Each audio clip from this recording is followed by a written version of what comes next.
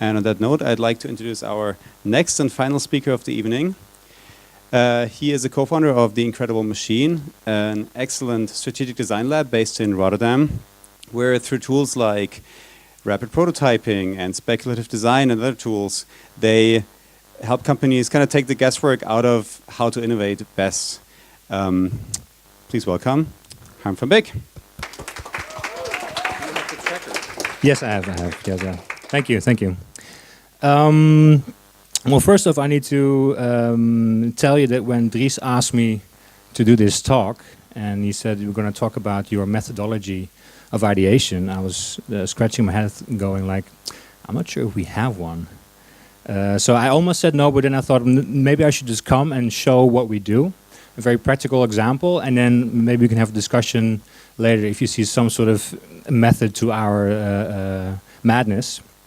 I definitely think there is some process, some methodology to it, but it's maybe very lightweight as well. Okay, so maybe first, to give you a little bit of background, Peter already explained it, but I think I always need to talk about the IoT Design Manifesto. This is something that we co-authored in 2015, and it was sort of like a watershed moment for our company, because we had been working for about 3 years on Internet of Things. We started our company saying, hey, we specialize in this stuff.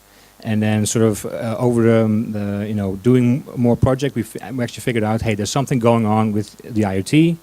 There is definitely need for a manifesto that sort of addresses all the problems of security, the problems of the win-win-win, the human factors in there, the security, the privacy, and so on.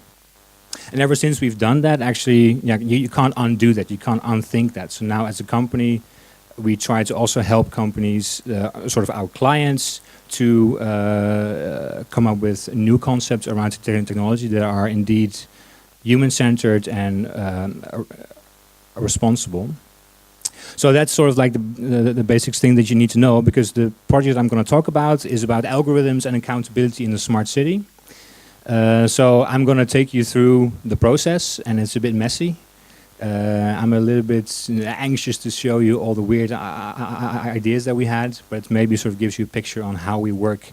And we haven't used cards, but we do other things.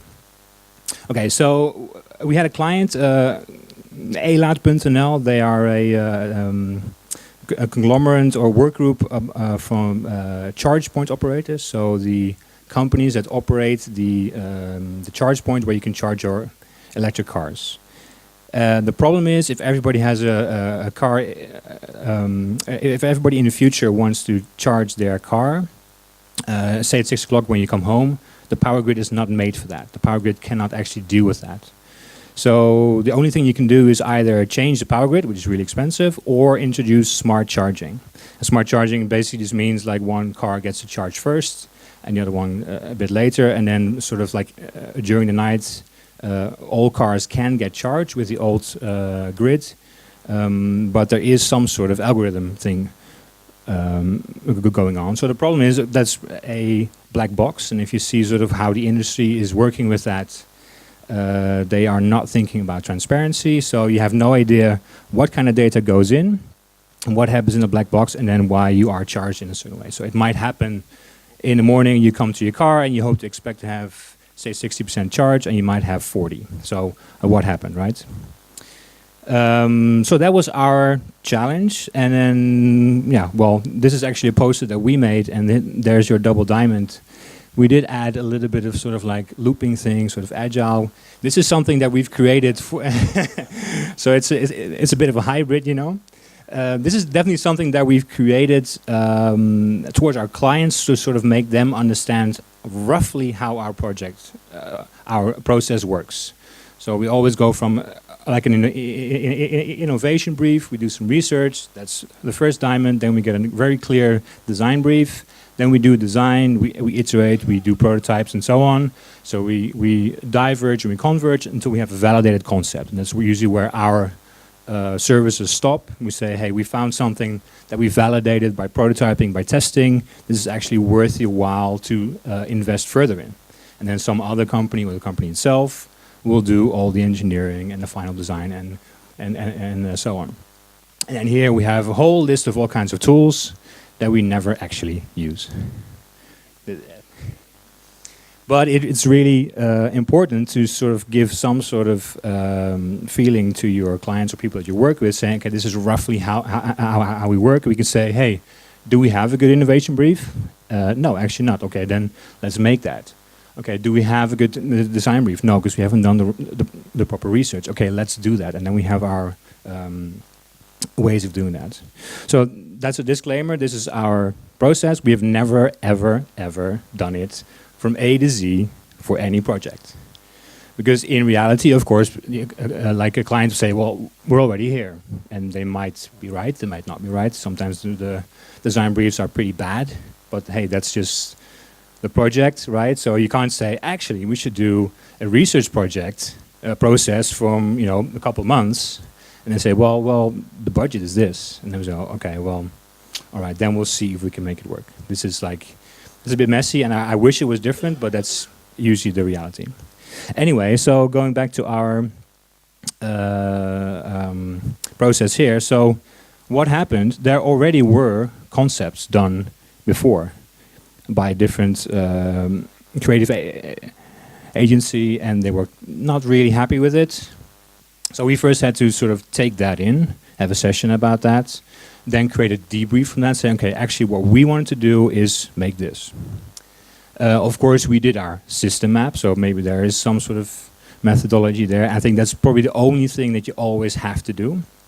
And for us, it really, goes without saying.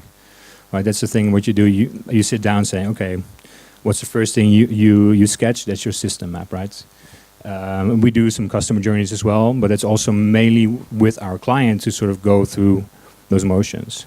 And I think if you talk about methodology, on the one hand, we don't have a methodology, but maybe also not a methodology that's new. Because we're applying methodologies that we've learned in design school, but they come from either the UX UI thing, so customer journeys, storyboards, and so on, more the systems design thing, and just like your traditional product design methodologies. But do we use them by the letter? Do we like open up the book again? No, not really. We have them in our backpack somewhere, but there's so little time to do stuff. We just need to crank stuff out. So we just sit down and basically just go and do it. What we do, of course, if you look at the double diamonds, of course, we always like, first you converge, or diverge, of course, and then you can converge again. So we actually came up with some directions. And these are, frankly, all over the place. As in the ideas that come from that, but we have some directions that we just came up with in sessions with our clients. So one direction of solving this problem of the charging is saying, okay, if you share personal data, then that is a way to sort of figure out who gets to charge first. And then we come up with some ideas. Maybe you have control over your data by plugging some extra things on your plugging cable. So say, okay, this is the type of data that I want to share. Okay, click, and then I know that that's the only thing I'm sharing. You can have some sort of charge points where you figure out, okay, how do we balance what is fair, who gets what? Maybe you need to have some sort of point system, etc., etc. Like another direction is saying, oh, the problem that we're tackling here is actually similar to the tragedy of the commons. So instead of having like a well that needs to like provide drinking water, but also water for the land, and you need to figure out as a community how to deal with that. It's like who gets to use the well. That could be a direction that sort of gives new ideas. Maybe there is an actual well, and there's some sort of old guy that says, "Oh, you want to charge a car? Well, actually, you know, your neighbor also wants to do this, and why don't we figure out a way to deal with this?" Or there's some sort of robot guy that you have to negotiate with, or your car actually is your agent, and there's an auction, and you know they go beep beep. Okay, I'm bidding so much for that power. Another direction that we have is something completely different, saying, well, actually, thinking about what is right, like what is fair in terms of charging, who gets to charge first, is maybe a political choice. This is something that you can have a certain philosophy about, and maybe you want to have a very like a green charging, or very sort of libertarian charging, or socialist charging. So why is this not political? Why is the charging station not a voting booth? So these are the type of the directions that we just came up with within our team, and we discussed them with the clients, figuring out, okay, what do they feel comfortable with? You know, does it still fit with their idea of what they want to achieve? They love the politically charged one, but it's a little bit too political, maybe. So that direction didn't go for further. So we came up with something like in the middle. Just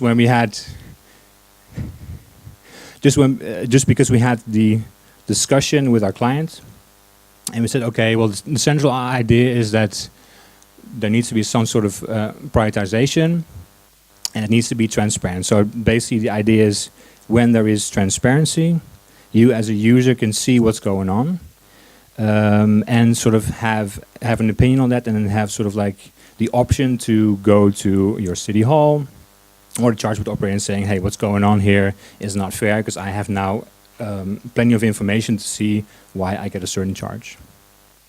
So we've made some images to say, okay, what's the kind of feel that we want to go for? There was something about, yeah, we want to do something with pipes because that looks cool. And then we made some sort of keynote sketches.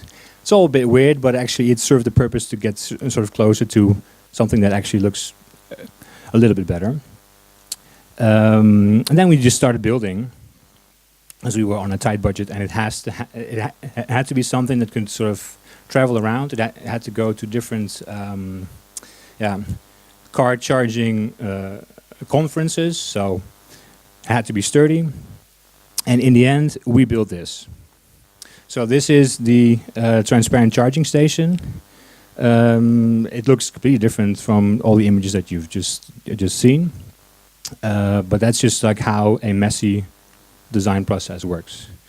Luckily, we ended up with something that looks pretty okay, I think, especially compared to the other things that we've shown. And let me explain to you how it works. So basically, we have 3 charge points. And what you can do is you can check in with different cards. And in each card that you have represent a specific perk. So you have some priority and so on.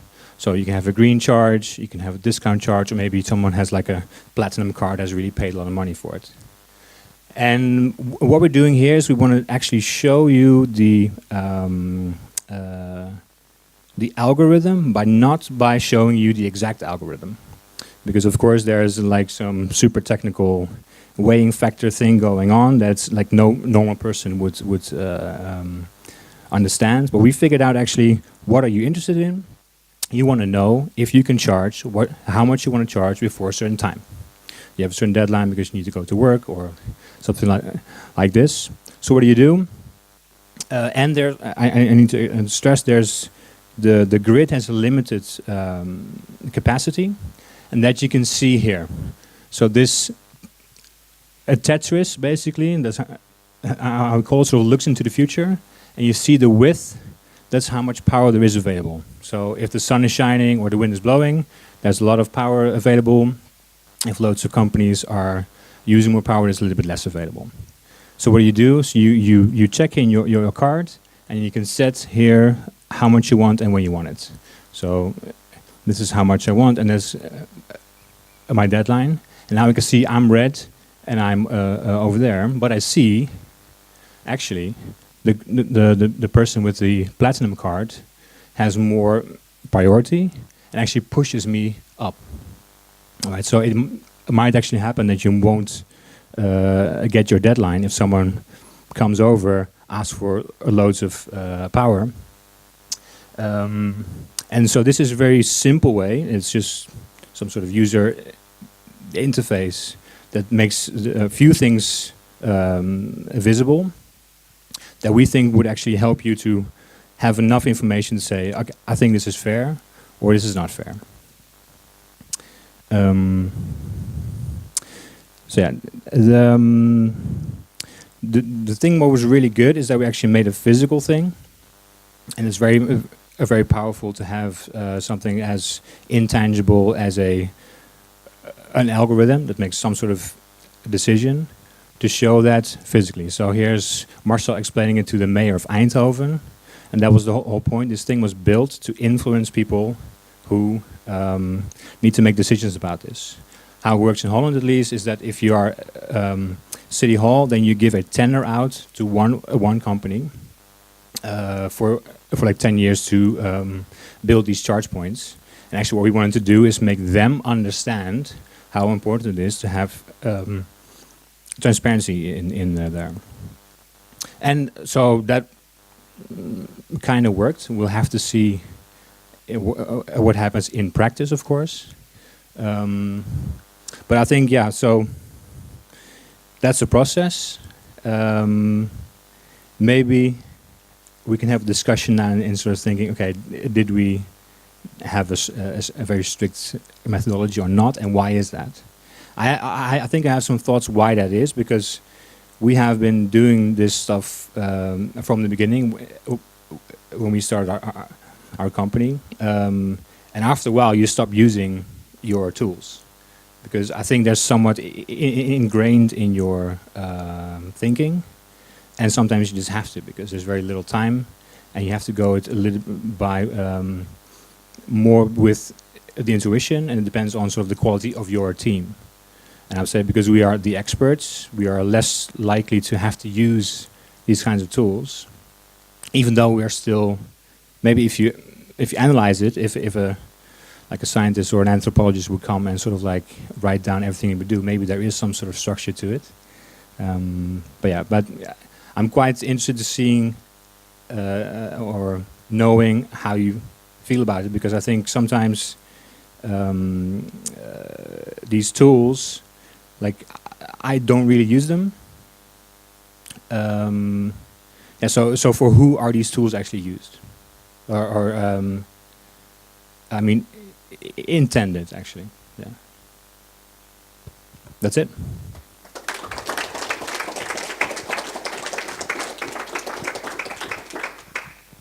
Sure, there are a lot of questions. Maybe I just sneak one in myself, if I may. You mentioned that you've kind of not, actually don't use that methodology, and it seems very much like what you hinted at, which is that it's just so second nature to you that you kind of use it all the time. You're just not explicit about it. Do these tools have to be kind of be transferable to other people, or not? Like, there's some researchers in this room who will look into this. I'm not one of them. What's your take? And if you would also start raising your hands, and I'll start counting the. No, so you mean that should they be transferable to the non-experts, or? Yeah.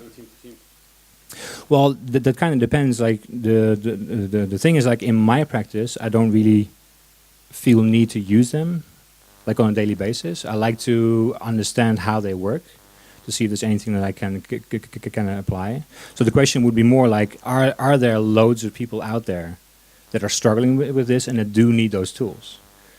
But then again, I would say, I would want them to sort of move to a position where they feel that they're the expert and don't need the tools anymore, right? So, and I've learned about all these tools when I was in design school.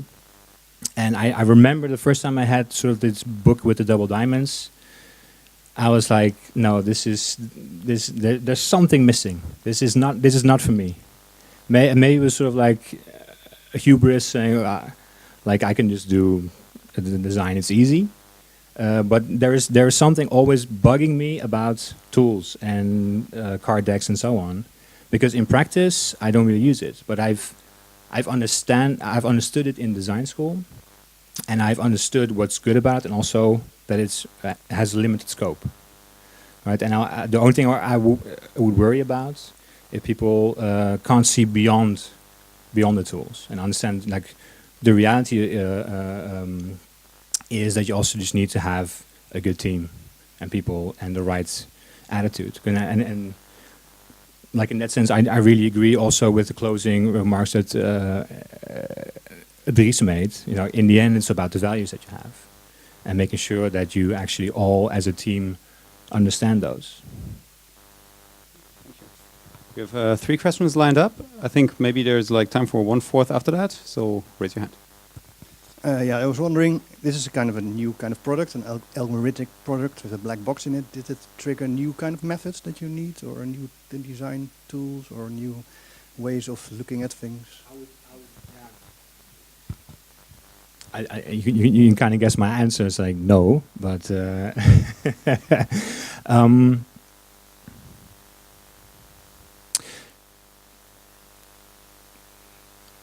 I think also so to a large degree, there's a lot of sort of these methodologies and processes that we've already known that we're now just combining. So there are already ways of thinking about interfaces and so on. The algorithm, I think, to me, doesn't really bring anything new, because you can still see. I mean, seen from the user perspective, there's not really a lot that changes, except that it's tends to be less transparent or less personal. Whereas it's almost the same as if you're dealing with a normal interface or with some sort of like a person, and you're still trying to design a user experience.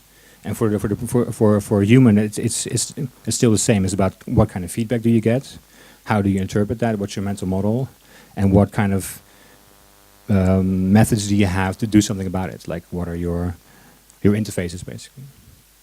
So my answer would be no. But if you have like some,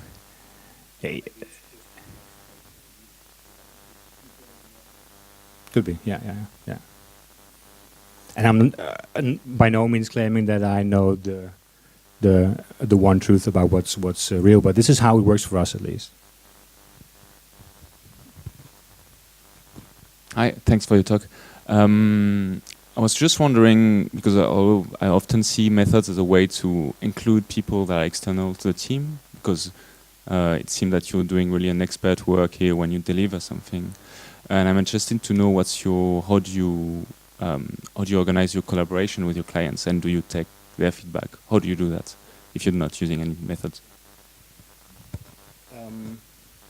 Actually, what we did is exactly that, and the methods that we use are, we have a very structured meeting where we say, now we're going to spend so much time on making a systems map and like a customer journey, or just like a free brainstorm, and so on. So in that sense, when I talk about sort of not using methods, is when we are in our own team. But when we are with our clients or with externals, then we have a very sort of focused approach. But I wouldn't say that there's any sort of new methodology there, except your usual brainstorms around ideas, products, user experience, and so on. Like we do use templates quite a lot, because if you have a template that says, title, one-liner, picture, description, and business, then it's very easy for someone to say, oh, okay, now I know exactly what I need to fill in. And if you have multiple sort of concepts, it's quite easy to compare those. So actually, when we work with externals, then we use that as a format to sort of structure things. Yeah.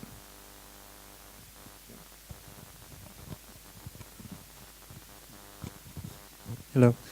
It's more as a statement or maybe an answer to your question is about tools and methodology. Maybe making the link to like service design and design thinking and things like that is, I agree with the fact that we don't have to do too much methodology, because there comes like a false sense of safety when you use tools that you will go to the perfect answer. There's a lot of books that say, hey, have a methodology, put some inputs, turn on the wheel, and the answer will be there. Because for me, design is still a craft. And designs can help us, or tools can help us using that craft. But mostly tools are good to communicate our craft with clients, because we can think with each other and we quickly understand each other on a craft sense. But communicating with non-design people about your design or ideas, that's where tools sometimes are useful to do, because I think that's a big lack in design education, is communicating your design ideas to non-designers, which doesn't happen a lot in design education. And the last thing I want to say is what has been very good at Studio Dot and doing things is creating new tools, but it starts you to question your own ways of doing things. And creating the tools in itself is the most useful part of it. Using them afterwards, because you created them, then you don't really need them afterwards. But the process of creating them is sometimes good in just challenging yourself, and having somebody like Dries just doing only that in the office is really challenging and good, I think.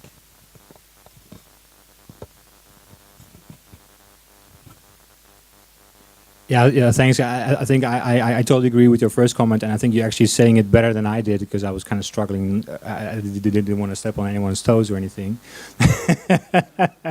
But I totally agree that it's really about communicating the craft, and I think it's maybe my story. My point is really saying we are involved in a craft that's sort of among our peers.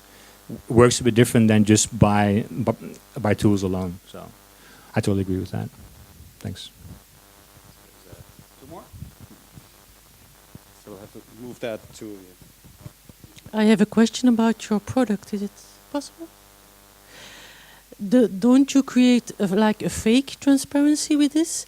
Because you see like the red dots and the blue dots, but you don't know how many people have bought this Platina card, so you don't know, and at the end everybody will buy a Platina card. In the idea, I will be served first, and then you will have only blue dots, and then you have the same problem as in the beginning.